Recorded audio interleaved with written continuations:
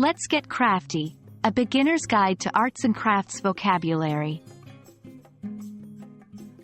Hello, dear learners.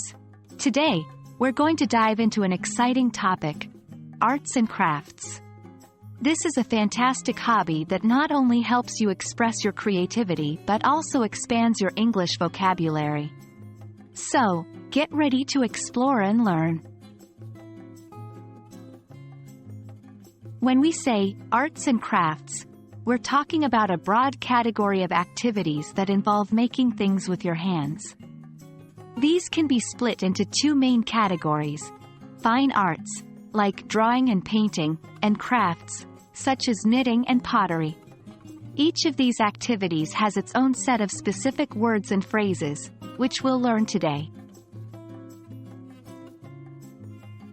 When we talk about fine arts, we often use words like drawing, sketching, painting, and sculpting. When you draw or sketch, you typically use pencils or charcoal.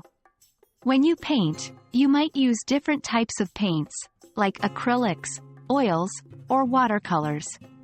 And when you sculpt, you'll use clay or stone. Some of the tools you might use include brushes, easels, canvases, and palette knives. When it comes to crafts, we have a whole new set of words. Knitting, sewing, crocheting, quilting, and pottery are just some of the activities that fall under this category. If you're knitting or crocheting, you'll need yarn and needles. For sewing and quilting, you'll use fabric, thread, and a sewing machine or needle and thread. Pottery involves clay, a potter's wheel, and sometimes a kiln to fire or harden the pottery. Now that you know the basics, let's learn some words to describe your artwork. You might talk about the texture of your work, how it feels, the color palette you used, the combination of colors, or the style of your art, like abstract, realistic, or impressionistic. Other words that might come in handy are lighting, proportion, composition, and perspective. And that wraps up our beginner's guide to the vocabulary of arts and crafts.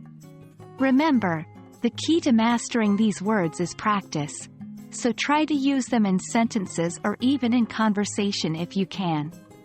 We hope this video has been helpful and that you'll have even more fun with your arts and crafts projects now that you have the right words to describe them.